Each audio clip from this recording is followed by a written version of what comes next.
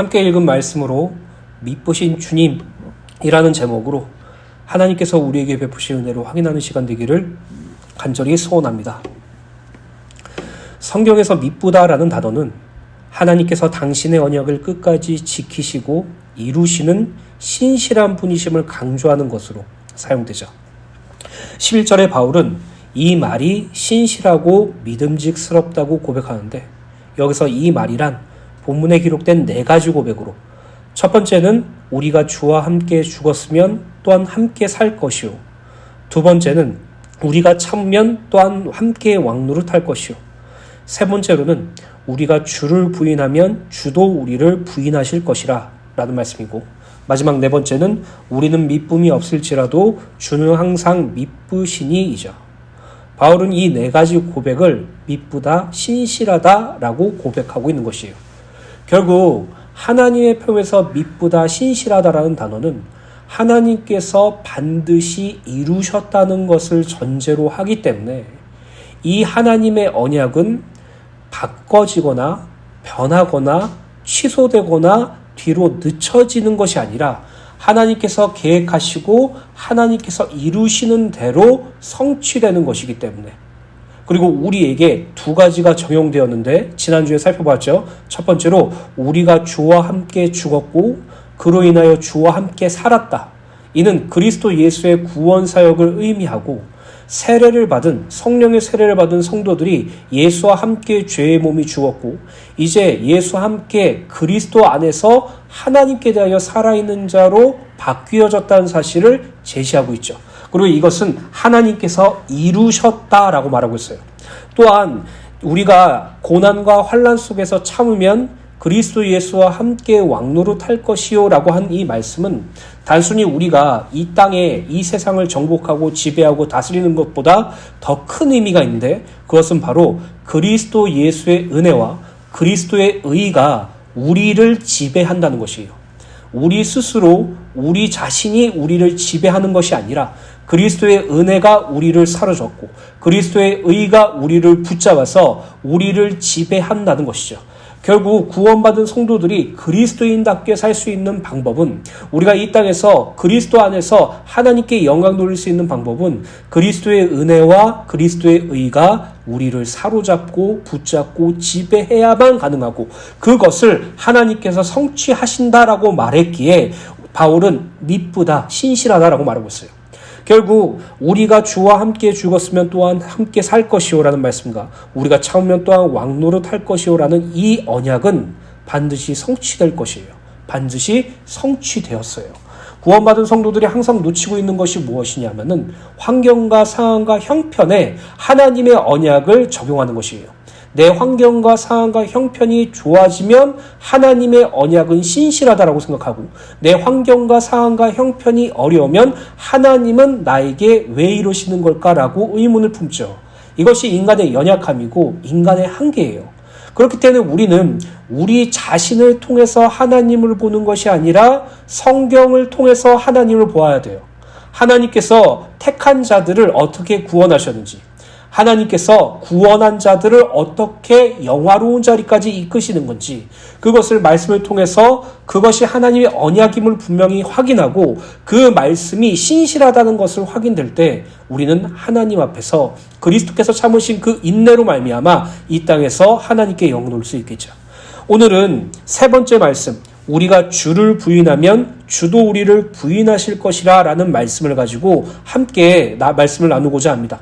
사랑하는 주은혜교회 성도 여러분, 주님을 부인한다는 것, 그리고 우리가 이 땅에서 주님을 온전히 고백할 수 있는 것, 이 부분을 가지고 한번 고민해보는 한 주가 되기를 간절히 소원합니다. 그럼 첫 번째로 주를 부인하는 자입니다. 디모데후서 2장 12절 말씀, 하반절 말씀만 읽어드리도록 하겠습니다. 우리가 주를 부인하면 주도 우리를 부인하실 것이라. 12절을 보면 우리가 주를 부인하면 주님께서도 우리를 부인하신다고 기록되어 있죠. 이 말씀을 바로 이해하기 위해서는 이 당시 상황이 어떠한지 살펴보아야 돼요. 이 당시 상황은 그리스도인들이 유대교를 숭배하는 유대인들로부터 끊임없는 배척과 핍박을 받았을 뿐 아니라 로마 제국으로부터도 본격적으로 박해를 받기 시작하던 때였어요.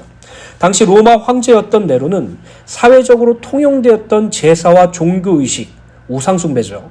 그리고 황제를 신으로 숭배, 황제 숭배를 하기를 거부하는 그리스도인들을 제국의 평화와 번영을 위협하는 행위로 규정하며 탄압했어요. 국가적인 탄압이 시작되던 것이죠. 그뿐만 아니라 AD 64년에 발생한 로마의 대화재 사건을 민심을 안정화시키기 위해서 그리스도의 소행으로 몰아 더욱 극심하게 박해했어요. 이러한 극심한 박해와 생명의 위협 속에서 어떤 이들은 그리스도를 부인함으로 위기에서 벗어나고자 하였고, 바울은 바로 이러한 자들을 향하여 우리가 주를 부인하면 주도 우리를 부인하실 것이라 라고 말하고 있는 것이에요. 여기서 부인하다 라는 단어를 원어로 보면 알지 못하다, 그리고 관계가 없다 라고 주장하다 라는 의미를 가져요. 즉 주님을 부인한다는 것은 주님이 어떠한 분이신지 알기를 거부한다는 것과 주님과 자신이 전혀 관계가 없다고 고백하는 것을 의미해요. 이는 성삼위 하나님의 살아계심과 구원하심을 철저하게 부정하는 행위죠. 이렇게 주님을 부인한다면 주님도 우리를 부인하실 것인데, 이 주님께서 우리를 부인하신다는 말은 마지막 그리스도의 재림의 날에 하나님의 심판대 앞에서 주님께서 우리를 부인하신다는 것을 의미해요. 마태복음 10장 32절부터 33절에 보면 예수께서 이렇게 말씀하셨습니다. 누구든지 사람 앞에서 나를 시인하면 나도 하늘에 계신 내 아버지 앞에서 저를 시인할 것이요. 누구든지 사람 앞에서 나를 부인하면 나도 하늘에 계신 내 아버지 앞에서 저를 부인하리라. 여러분, 예수를 부인한다라는 부분을 여러분들이 한번 고민해 본 적이 있으세요? 저는 많은 목사님들의 설교를 들으면서 항상 그 목사님들은 자신 있게 말하더라고요. 순교하길 원한다. 또는 예수를 위해서 내가 이렇게 핍박과 고난을 받길 원한다. 저는 그 말씀을 하신 목사님들이, 그리고 그 말씀을 하신 성도님들이 점잖게 많이 놀랐어요. 왜냐하면요, 저는 무섭거든요. 만약에 저를 감옥에 가둬두고 고문을 하면서 너가 예수만 부인하면 놓아줄게 라고 한다면 저는 확신 있게 나는 예수를 부인하지 못합니다라고 말하기가 조금 힘들어요. 만약에 저희 가족을 인질로 잡아놓고 너가 예수를 부인하면 너희 가족들을 온전히 돌려보내줄게. 근데 너가 끝까지 그 믿음을 유지할 수 있다면 너희 가족들이 어떻게 될지 몰라라고 협박한다면 저는 너무나도 큰 갈등이 올 것 같아요. 저는요, 제 신앙과 제 믿음과 제 신앙의 고백을 지킬 수 있는 자신이 없어요. 실제로 여러분들도 한번 생각해 보세요. 여러분들에게 오는 고난 속에서 하나님을 원망할 때가 많잖아요. 여러분들이 만약에 이러한 상황이 닥치게 된다면 여러분들은 자연스럽게 당연하게 고백할 수 있을까요? 저는 사실 이 부분에 대해서 많이 고민하고 사실 많이 신앙적으로 힘들었어요. 사람들한테서는 아무렇지도 않게 얘기했지만 정작 저는 두렵고 이러한 상황이 안 왔으면 좋겠다라는 생각으로 살아왔다는 것이죠. 오늘날 많은 성도들이 주님을 부인하지 않을 것이라고 고백하죠. 오늘날 많은 성도들이 다른 사람들이 주를 부인할지라도 나는 절대 그렇게 하지 않을 것입니다 라고 베드로처럼 고백해요. 근데요, 제가 여기서 말씀드리고 싶은 거는 이거예요.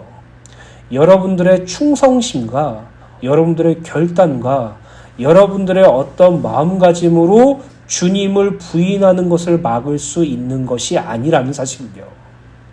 그리고 구원받은 성도들이 예수를 부인한다는 것은요, 사실상 불가능하다는 점도 기억하셔야 돼요. 그 이유는 부인한다라는 개념을 조금 더 깊게 들어가면 알겠죠. 요한일서 2장 21절부터 23절입니다. 내가 너희에게 쓰는 것은 너희가 진리를 알지 못하기 때문이 아니라 알기 때문이요. 또 모든 거짓은 진리에 나지 않기 때문이라.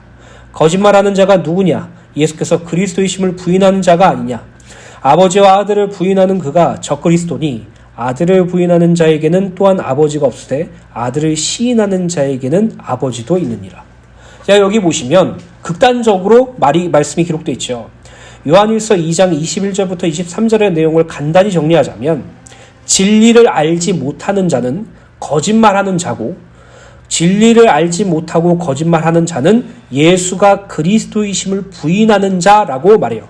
결국 진리를 알지 못하는 자, 거짓말하는 자, 예수가 그리스도임을 부인하는 자라는 것은 같은 내용이라는 것이죠. 이는 요한복음 8장 44절부터 45절에 매우 잘 설명되어 있는데, 너희는 너희 아비 마귀에서 났으니 너희 아비의 욕심대로 너희도 행하고자 하느니라. 그는 처음부터 살인한 자요 진리가 그 속에 없으므로 진리에 서지 못하고 거짓을 말할 때마다 제 것으로 말하나니 이는 그가 거짓말쟁이요 거짓의 아비가 되었습니다. 내가 진리를 말함으로 너희가 나를 믿지 아니한도다 라고 기록됐어요. 즉 진리를 알지 못하는 자, 진리가 없는 자는 거짓말을 할 수밖에 없고, 거짓말이란 예수께서 그리스도이심을 부인하는 것으로 사도 요한은 그러한 자들을 적그리스도로 말하며, 예수를 부인하는 자에게는 하나님이 없고 예수를 시인하는 자에게는 하나님이 계신다고 말하고 있어요. 이처럼 주님을 부인한다는 것은 단순하게 생각해서는 안 돼요. 예수 그리스도를 부인한다는 것은 첫 번째로 하나님을 부인한다는 것이고, 두 번째로 예수 그리스도의 십자가 대속사역을 부인한다는 것이기에 이는 성삼위 하나님을 부정하는 것과 같고, 하나님은 그렇게 부인하는 자들을 철저하게 부인하시겠다라고 말하고 있죠. 결국 예수 그리스도를 부인한다는 것은요, 첫 번째로 진리가 그 속에 없어요. 두 번째로는 거짓말을 할 수밖에 없어요. 세 번째로는 그 거짓말이란 예수가 나의 구원자이심을 부정하고 하나님이 나를 사랑하시고 나와 함께 하신다는 것을 부정하며 성령님의 사역을 부정하는 것, 성삼위 하나님의 모든 것을 부정하는 것을 부인한다라고 말하고 있어요. 그리고 실제로 초대교인 중에서 많은 자들이 이렇게 부인하며 자신의 생명과 목숨을 연명하였죠. 여러분, 우리는요, 이 땅에 살아가면서 너무 좋은 면만 보려고 해요. 우리나라는 특별히 그런 간증 문화에 이렇게 기가 박혀 있어서 항상 드라마틱한 신앙을 꿈꾸고 역전하는 신앙을 꿈꾸며 이 땅에서 나도 영광받을 수 있는 삶을 하나님께 요구할 때가 너무나도 많아요. 그런데요, 예수를 잘 믿기를 원하고 정말로 하나님을 알기를 소원하며 그리스도 예수를 위하여 살길 소원하는 성도들에게 그렇게 오는 환난과 핍박은 너무나도 어렵고 힘들죠. 그 안에서 우리는 때로는 하나님이 진짜 계신가? 내가 혹시라도 착각하고 있는 거 아니야? 내가 그냥 여태껏 들었던 설교들 때문에 내 생각들이 어우러져서 그냥 없는 분을 있는 것처럼 내가 믿는 거 아닐까? 이런 생각도 들 때도 있어요. 또는 하나님을 원망할 때도 많죠. 그러면 우리가 예수를 부인한 걸까요? 하나님을 부인한 걸까요? 만약에 어떤 분이 나의 가장 큰 고난과 문제를 해결해주고 너 교회만 다니지 마. 그럼 내가 이거 다 해결해줄게 라고 말한다면 우리는 그래도 교회 나올 거예요 라고 확신 있게 말할 수 있을까요? 여러분들이 가지고 있는 가장 큰 고난을 예수를 믿지 않는 것으로 치환해 준다면, 그것으로 말미암아 해결해 준다고 한다면 여러분들은 고민하지 않을까요? 그렇다면 우리는 그러한 생각을 품고 그러한 마음을 가지고 있을 때 그리스도 예수의 재림날에 예수께서 우리를 부인하시겠네요.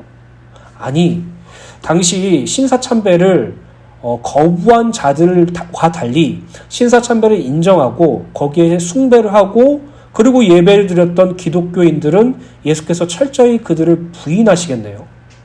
그렇다면 베드로를 생각해 봅시다. 베드로가 예수님을 3번 부인했죠. 그러면 이 베드로는 마지막 날에 예수께서 베드로를 향하여 내가 너를 모른다라고 말씀하시겠네요. 헷갈리죠. 부인한다라는 것을 내가 할 수 있다, 할 수 없다라는 개념으로 접근하면 헷갈려요. 나는 예수를 부인하지 않을 겁니다. 어떠한 문제와 어떠한 어려움이 온다고 할지라도 나는 주님을 부인하지 않을 것입니다. 나는 자신 있어요. 세상 사람들이, 내 옆에 있는 성도들이, 세상 사람들이 나를 괴롭히고 내 옆에 있는 성도들이 나를 빼고 배신한다고 할지라도 나는 주님을 배신하지 않을 거예요 라고 자기 확신과 자기 자신감을 가진 자들은 절대로 알지 못하는 것이죠. 그 이유는요, 예수를 부인한다는 것과 예수를 시인한다는 것은요, 내 힘과 내 노력으로 되는 것이 아니에요. 내가 내 충성심의 결과로 부인하고 시인하는 것이 아니에요. 가장 좋은 예가 무엇입니까? 베드로죠. 오늘 저와 여러분들이 베드로가 예수를 부인한 사건을 통해서 이 말씀의 진위가 어떤 것인지 확인하는 은혜가 있게 되시길 간절히 소원합니다. 두 번째로 예수를 부인한 베드로입니다. 마가복음 14장 27절부터 31절 말씀 원고에 있죠. 같이 보시겠습니다. 예수께서 제자들에게 이르시되 너희가 다 나를 버리리라. 이는 기록된 바 내가 목자를 치리니 양들이 흩어지리라 하였느니라. 그러나 내가 살아난 후에 너희보다 먼저 갈릴리로 가리라. 베드로가 여짜오되 다 버릴지라도 나는 그렇지 않겠나이다. 예수께서 가라사대 내가 진실로 내게 이르노니 오늘 이 밤 닭이 2번 울기 전에 내가 3번 나를 부인하리라. 베드로가 힘있게 말하되 내가 주와 함께 죽을지언정 주를 부인하지 않겠나이다 하고 모든 제자도 이와 같이 말하니라. 마가복음 14장 27절부터 31절의 말씀은 베드로가 예수께 대한 자신의 충성 의지를 강하게 표현하는 것과는 달리 예수께서는 베드로가 닭이 2번 울기 전에 부인할 것이라고 예고하는 장면이 기록되어 있죠. 베드로는 다른 제자들은 다 예수를 버릴지라도 예수를 부인할지라도 자신은 그렇게 하지 않겠다고 확고하게 선언하죠. 이에 예수께서는 내가 진실로 내게 이르노니 오늘 이 밤 닭이 2번 울기 전에 내가 3번 나를 부인하리라 라고 말씀하세요. 여기서 예수께서 말씀을 사용하신 단어 진실로라는 단어를 원어로 보면 아멘이라는 의미예요. 그냥 원어 자체가 그냥 아멘이에요. 그러니까 내가 아멘으로 내게 이르노니 내가 닭 2번 울기 전에 나를 3번 부인하리라 라고 말씀하고 계신 것이에요. 아멘이라는 의미는 하나님의 뜻에 동의하거나 확신할 때의 표현으로 사용되죠. 즉 예수께서는 내가 하나님의 뜻으로 하나님 앞에서 확신하며 내게 이르노니 내가 닭이 2번 울기 전에 나를 3번 부인하리라 라고 말씀하신 것이에요. 베드로가 예수를 3번 부인하는 사건은 베드로의 선택에 따라 충성하거나 부인한다는 그런 개념이 아니라 이미 하나님 앞에서 또 하나님의 뜻대로 베드로의 부인이 결정되어 있었다는 것을 의미해요. 그러므로도 베드로는 내가 주님과 함께 죽을지언정 주님을 부인하지 않겠다고 힘있게 고백하죠. 누가복음 병행구절을 보면은 베드로가 사탄이 밀가루듯 그를 흔들어 지키지만 그 믿음이 떨어지지 않도록 기도한다라고 말씀하시면서 너희가 돌이킨 후에 내 형제들을 굳게 하라라고 말씀하고 계세요.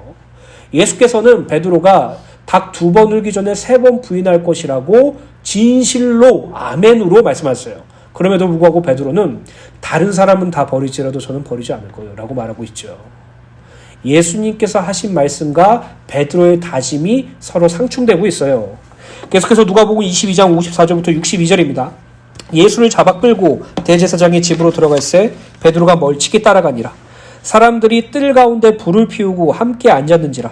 베드로도 그 가운데 앉았더니 한 종이 베드로의 불빛을 향하여 앉은 것을 보고 주목하여 이르되 이 사람도 그와 함께 있었느니라 하니 베드로가 부인하여 이르되 이 여자여 내가 그를 알지 못하노라 하더라. 조금 후에 다른 사람이 보고 이르되 너도 그 도당이라 하거늘 베드로가 이르되 이 사람아 나는 아니로라 하더라. 1시간쯤 있다가 또 한 사람이 장담하여 이르되 이는 갈릴리 사람이니 참으로 그와 함께 있었느니라. 베드로가 이르되 이 사람아 나는 내가 하는 말을 알지 못하노라고 아직 말하고 있을 때 닭이 곧 울더라. 주께서 돌이켜 베드로를 보시니 베드로가 주의 말씀 곧 오늘 닭 울기 전에 내가 3번 나를 부인하리라 하심이 생각나서 밖에 나가서 심히 통곡하니라. 예수님의 예고대로 베드로는 예수님을 3번 부인했죠. 여기서 3번이란 문자 그대로 3회를 부인한다는 의미이기도 있지만 유대인에게 있어서 3이란 숫자는 완전한 의미의 숫자예요. 그래서 삼위일체라는 의미도 함께 부여되죠. 이러한 점에서 볼 때 이는 동시에 철저하고도 완벽한 것을 의미해요. 즉 예수께서는 베드로가 횟수로는 3번이나 예수님을 부인하게 될 것이며 이는 철저하고 완전하게 부인할 것이라고 말씀하신 것이에요. 그리고 이 예수님의 말씀대로 베드로는 예수님을 완전히 철저하게 부인하는데 마가복음 14장 71절 병행구절을 보면 그러나 베드로가 저주하며 맹세하되 나는 너희가 말하는 이 사람을 알지 못하노라 라고 말하면서 예수를 부인하였어요. 여기서 베드로가 저주하며 맹세하다라는 것은 예수를 저주했다라는 것의 의미가 아니라 자신의 말이 진실이 아니라면 하나님께서 자신을 저주하실 것이라는 유대인적 맹세를 의미해요. 이렇게 베드로는 예수를 완전하고 철저하게 부인하였고 아까 읽어드린 누가복음 22장 61절을 보면 주께서 돌이켜 베드로를 보셨다라고 기록되어 있는데 이는 예수께서 자신을 부인하고 베드로를 향하여 몸을 돌려 보셨다는 뜻이에요. 그리고 베드로는 예수께서 내가 진실로 내게 이르노니 이 밤 닭이 2번 울기 전에 내가 3번 나를 부인하리라 라는 말씀이 생각나며 밖으로 나가 절망하며 통곡하였죠. 베드로는 과거 자신이 넘어질 것이라는 사실을 전혀 인정하지 않았어요. 자신이 예수를 부인할 것이라는 사실을 적극적으로 부인했어요. 그러나 예수께서 자신의 배신을 확증하신 말씀이 떠올랐을 그때 자신의 어리석고 연약한 모습에 더더욱 괴롭고 슬펐을 것이죠. 우리는 베드로의 부인 사건을 통하여 매우 중요한 사실 하나를 발견할 수 있는데 그것은요. 하나님의 은혜를 떠난 인간들은 또 하나님의 은혜가 아니고서는 절대로 하나님과 예수 그리스도를 긍정할 수 없고 순종할 수 없다는 사실이에요. 예수께서는 베드로가 3번 부인할 것을 진실로 아멘으로 확증하셨죠. 예수께서는 신적 용어를 동원하셔서 너희들은 분명히 나를 부인할 수밖에 없는 존재라고 말씀하고 계신 것이에요. 그러나 베드로와 제자들은 자신들은 죽어도 주님을 부인하지 않을 것이라는 강한 자신감을 드러냈죠. 이 강한 자신감, 강한 확신이 바로 율법주의고 인본주의예요. 그 강한 자신감이 죄인 것이에요. 주와 함께 죽을지언정 부인하지 않겠다는 것, 곧 자기의 죽음까지 갖다 넣어서 나는 절대 그런 사람이 아니라 자기 자신을 믿고 있는 그것이 바로 죄인 것이에요. 인간의 자신감은요, 항상 예수의 부인으로 이어져요. 인간은요, 대단한 존재가 아니에요. 인간은 오직 하나님의 은혜를 입을 때 비로소 온전해질 수 있어요. 우리가 잘 아는 마태복음 16장 말씀을 기억하세요. 베드로가 주는 그리스도시요 살아계신 하나님의 아들이십니다라고 예수께 고백하였을 때 예수께서는 확실하게 말씀하시죠.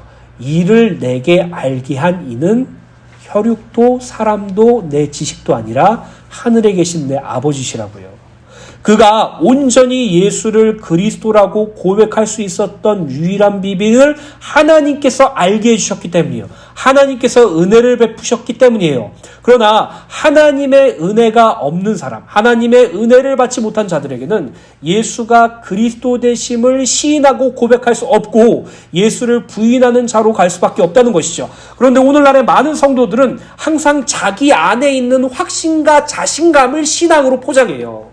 내가 삶을 살아가면서 오는 여러 가지 육신적인 좋은 일들을 응답으로 생각하면서 그것을 붙잡고 그것을 그 사람의 옷으로 생각하며 나는 주인을 부인하지 않을 것이라고 말해요. 자신의 열성과 자신의 자신감과 자신의 확신으로 주를 부인하지 않고 주님과 함께 죽는 자리까지 가겠다고 말해요. 근데요, 그런 자신감과 그런 확신은요, 무너지고 없어질 것들이에요. 여러분, 이건 제 개인적인 신앙적인 생각이에요. 자신 없는 게 저는 맞다고 생각해요. 헷갈리는 게 저는 맞다고 생각해요. 왠 줄 아세요? 자신 없으면요, 하나님에게만 의지할 수밖에 없어요. 자기 자신에게 자신 있고 확신 있는 사람들은요, 하나님 안 바라봐요. 하나님은 그냥 도구예요, 도구. 내가 더욱더 돋보일 수 있게 만들어지는 도구일 뿐이에요. 근데 내 신앙이 자신 없는 사람, 내 인생이 자신 없는 사람은요, 하나님을 바라볼 수밖에 없어요. 하나님을 의지할 수밖에 없어요. 자기 자신에게 확신 있는 사람이 예수님께 무릎 꿇고 하나님께 무릎 꿇고 울면서 나를 좀 살려주세요라고 기도할 수 있겠습니까? 자기 자신에게 자신감이 있고 확신 있는 사람들이 내 힘과 내 노력과 내 성취로 내 믿음과 신앙을 지킬 수 있고 잘할 수 있다라고 생각하는 사람들이 내가 한 응답과 내가 한 공로로 하나님께 영광 돌릴 수 있다고 생각하는 사람들이 하나님께 눈물 흘리면서 나는 당신을 떠나서는 아무것도 할 수 없습니다라고 고백할 수 있을까요? 없어요. 저는 확신 있게 말해요. 신앙과 믿음과 복음이 내 삶 속에서 제대로 적용되지 않아서 늘 헷갈린 사람들이 정확한 복음을 가지고 사람들에게 확신 있게 말할 수 있어요? 아니에요. 늘 성령님의 도우심밖에 기도할 수밖에 없어요.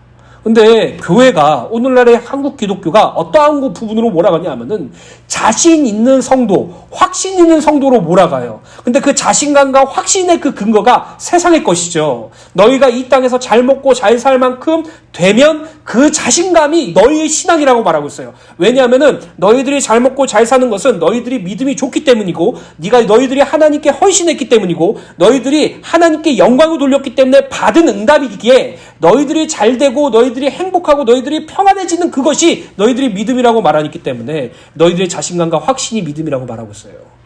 헛소리예요, 헛소리. 여러분, 베드로도 하나님의 은혜가 없으면 예수를 부인했던 자예요. 바울은요, 자기가 육신을 따라가는 그 모습에 날마다 절망했어요. 이 세상에 완전한 사람은 없어요. 왜 계속 완전한 척하려고 하세요? 이 세상에 완전하신 분은 예수 한 분밖에 없고요. 그분이 우리와 연합한 것 때문에 우리는 구원받은 것이죠.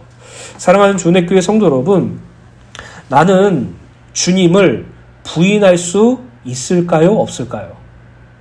나는 어떠한 상황 속에서도 주님을 긍정하고 시인할 수 있을까요? 없을까요? 이 부분에 대하여 많이 고민해 보세요. 여러분들의 자신감이 근거된 건지, 아니면 하나님의 은혜가 아니면 불가능한 건지.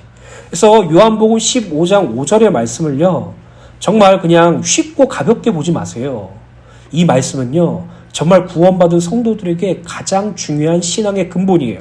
나는 포도나무요 너희는 가지라. 그가 내 안에 내가 그 안에 거하면 사람이 열매를 많이 맺나니 나를 떠나서는 너희가 아무것도 할 수 없음이니라. 세 번째로 나를 찾아오신 예수님입니다. 다시 본문 12절 말씀을 생각해 봅시다. 우리가 주를 부인하면 주도 우리를 부인하실 것이라. 이 말씀대로라면요, 마지막 그리스도의 재림의 날에 하나님의 심판대 앞에서 예수께서는 베드로를 부인하겠죠. 그렇죠. 베드로는 무려 예수님을 3번이나 부인했잖아요. 뭐 어떤 신학 주석에 보면은 예수님과 베드로가 서로 얼굴을 확인할 수 있는 가까운 자리에서 예수께서 들으실 정도로 나는 저 사람을 알지 못한다. 나는 저 사람과 상관없다. 내가 하나님께 맹세한다. 내가 이 맹세가 거짓이라면 내가 하나님께 저주를 받을 것이야. 나는 저 예수를 알지 못한다라고 말했어요. 그럼 베드로는 이제 예수님이 철저하게 베드로를 부인하시겠네요. 그렇죠. 되게 무섭죠. 우리 안에도 그런 게 있어요.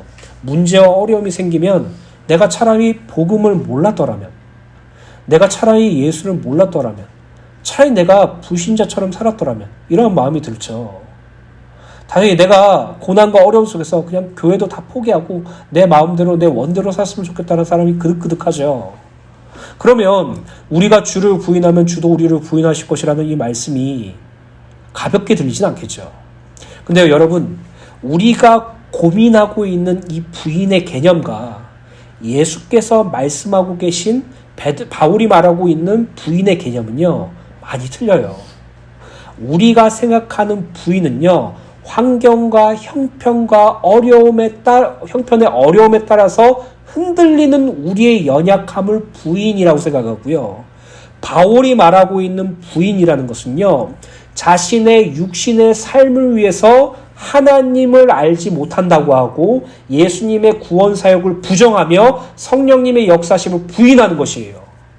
이것은요, 상당히 큰 차이가 있죠. 성경을 보면 베드로를 비롯한 제자들은 예수께서 부활하셨다는 소식을 들었음에도 예수를 다시 찾기는커녕 예전의 생업으로 돌아갔죠. 그리고 그렇게 끝났습니까? 아니죠. 예수께서 낙심한 제자들, 그리고 절망 중에 있는 베드로를 찾아오셨어요. 이게 구원받은 하나님의 자녀, 택한 백성이 받은 가장 큰 축복이에요. 우리는 헷갈리고 자신 없어서 예수를 부인하지만 그래도 예수님은 우리를 찾아오세요. 우리들은 연약하고 한계가 분명히 있기 때문에 우리 그 강한 근거가 되는 자신감이 무너질 때 함께 무너지지만, 우리는 면목이 없고 하나님 앞에 아무것도 할 수 없다는 것을 인정하며 주님을 보기 부끄러워하지만 그럼에도 주님은 찾아오세요. 그게 우리에게 가진 가장 큰 축복이라고 말씀드리고 있습니다. 요한복음 21장 2절부터 7절입니다.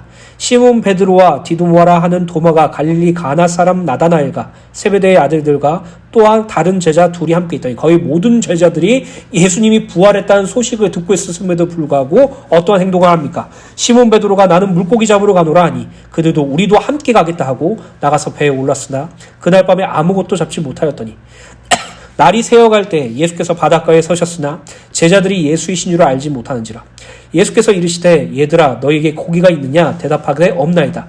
이르시되 그물을 배 오른편에 던지라. 그리하면 잡으리라 하시니 이에 던졌더니 물고기가 많아 그물을 들 수 없더라. 예수께서 사랑하시는 그 제자가 베드로에게 이르되 주님이시라 하니 시몬 베드로가 벗고 있다가 주님이라 하는 말을 듣고 겉옷을 두른 후에 바다로 뛰어내리더라. 이것이요, 우리가 받은 축복이에요. 우리는요, 늘 헷갈리고, 우리는 늘 자신 없고, 우리는 늘 주님을 원망하고, 우리는 늘 우리 자신에게 절망하죠. 왜요? 내가 생각한 신앙으로 도달할 수 없는 내 모습을 볼 때요. 그래서 우리는 포기하고 싶고, 그만하고 싶고, 그냥 빨리 죽고 싶은 마음도 들고, 그냥 빨리 이 세상이 끝났으면 하는 마음이 들며 어쩔 줄 몰라죠. 우리는 예수님을 찾아갈 수 있는 힘과 노력이 없다고요. 능력이 없다고요. 그래서 예수님께서 찾아오세요. 6월절 날에 자기의 때 십자가의 대속사역이 이루어질 줄 아실 예수께서 제자들을 사랑하시되 끝까지 사랑하신다고 기록되어 있어요. 오늘 구원받은 성도들이 여러 가지 어려움과 문제 속에서 낙심하며 신앙을 포기하고 싶고 교회도 그만 다니고 싶고 예수도 믿기 싫고 이런 연약한 삶을 산다고 할지라도 예수께서 사랑하시되 끝까지 사랑하시고요. 여러분들을 찾아가세요.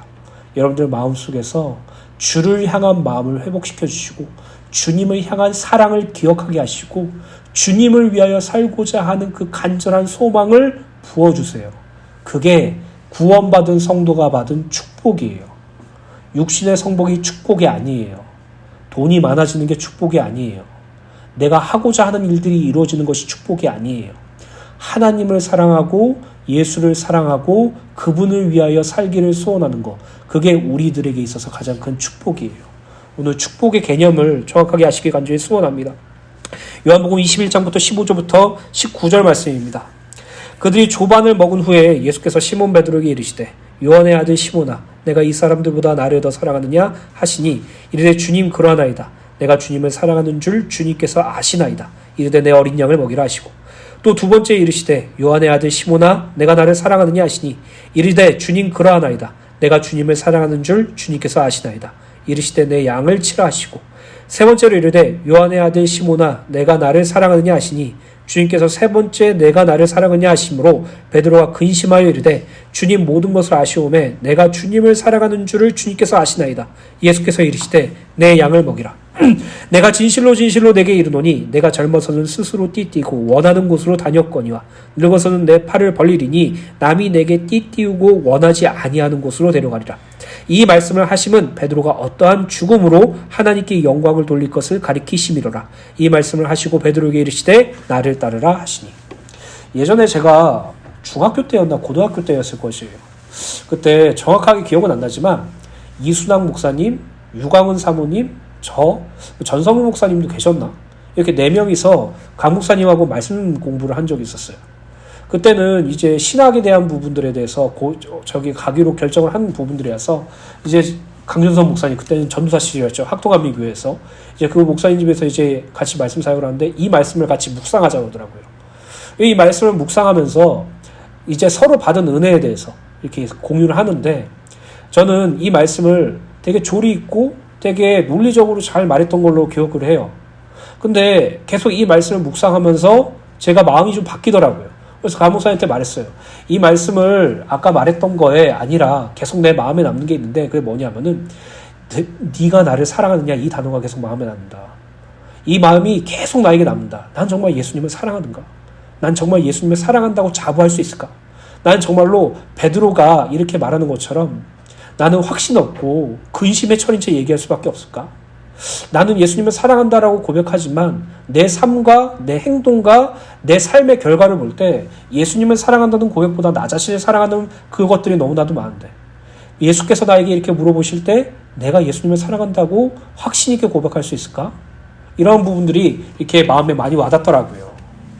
여러분, 우리가 이전에는 우리 스스로의 띠를 띄우고 우리가 원하는 곳으로 다녔던 존재였어요. 육체와 마음에 원하는 대로 하는 본질상 진노의 자녀였죠.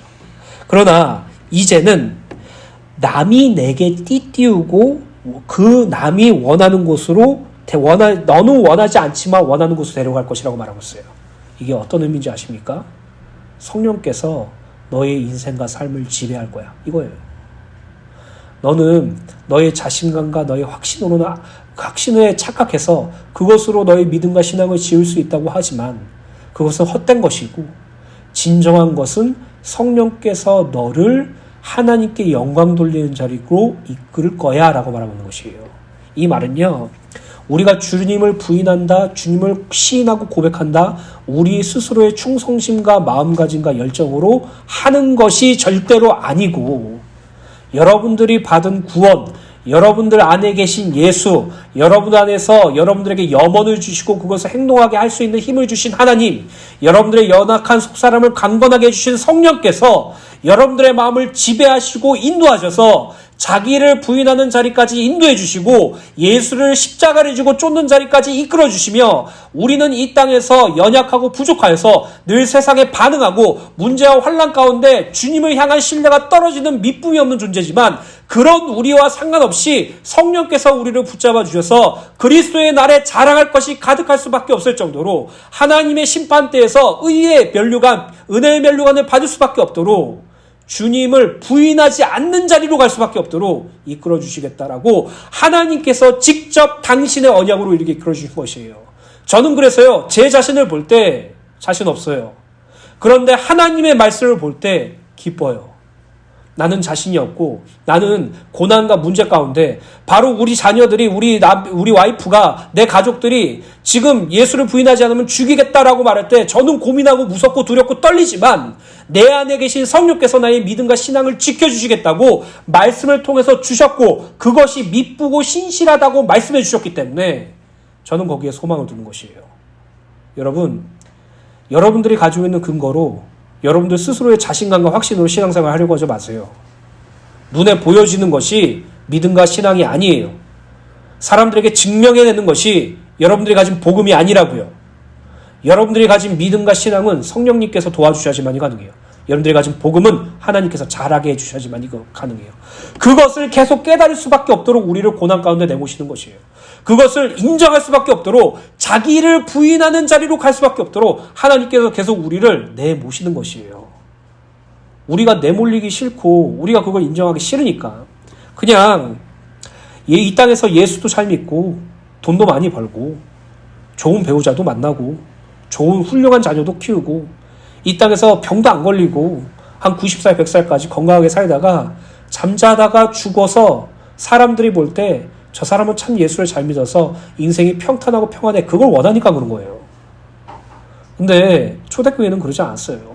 예수를 진정으로 믿고자 한 자들은 늘 고난과 환난 속에서 하나님만 의지했죠. 그 하나님만 의지하는 것이 성도에게 있어 가장 큰 축복이니까. 우리가 다윗의 인생을 살펴봤죠. 다윗의 인생의 고난과 환난 속에서 다윗은 딱 두 가지밖에 못했어요. 하나님을 의지하는 것밖에 없었어요. 하나님께 나를 구원해 주세요라고 절규한 것밖에 없었어요. 오늘 우리들이 이 땅에 살아가면서 하나님을 의지하길 소원하고 하나님께 구원을 소망하는 자들은 이 세상에서 가장 복된 자임을 기억하시길 간절히 소원합니다. 결론입니다. 우리는 하나님의 은혜로 구원받았죠. 그리스도 예수께서 우리와 함께 하세요. 그리고 성령께서 우리와 함께 하시죠. 성령께서 우리와 함께 하신다는 것은요, 주를 부인하지 못한다는 의미와 똑같아요. 저희 어머니 얘기를 잠깐 하고 마칠게요. 저희 어머니 얘기하면 어머니가 좀 싫어하시는데, 어머니가 병을 비롯해서 정말 수많은 고난을 겪었거든요. 정말 큰 수술도 2번 하셨어요. S결장에 있는 암도 떼시고, 간도 거의 한 3분의 2를 드러내시고, 특히 간을 절제술을 하시고 난 다음에 한 일주일 동안 정말 사격을 헤매셨어요. 아무것도 못 하시고.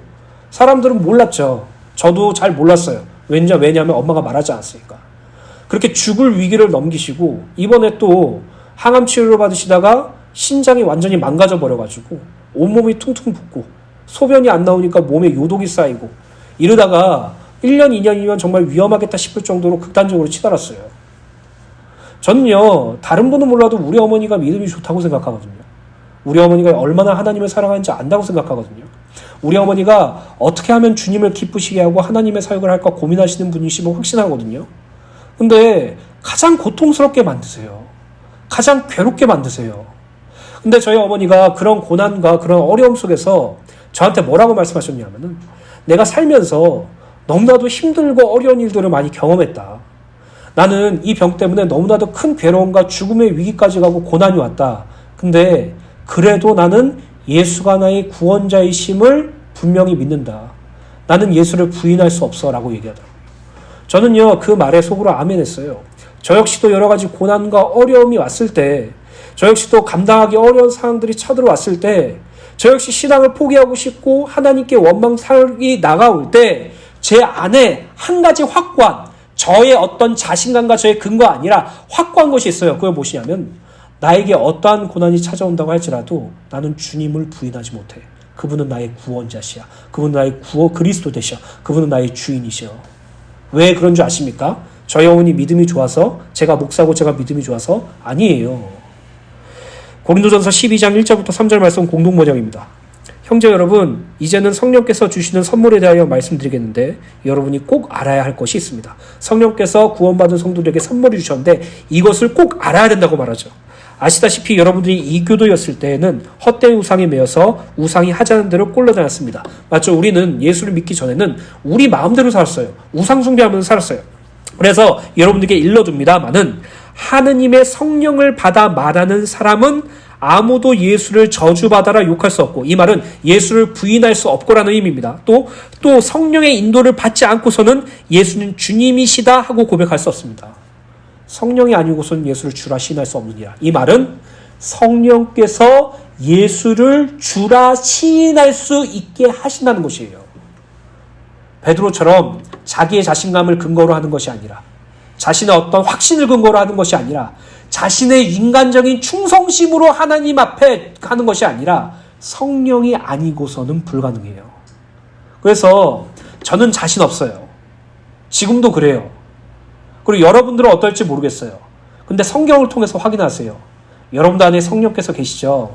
성령께서 주를 부인하는 자가 아니라 주님을 시인하고 주님을 고백하는 자로 이끄실 것이에요. 사랑하는 주은혜 교회 성도 여러분, 이 땅에 살아가면서 날마다 성삼위 하나님만 의지하는 은혜가 있게 되시길 예수님의 이름으로 간절히 축원합니다.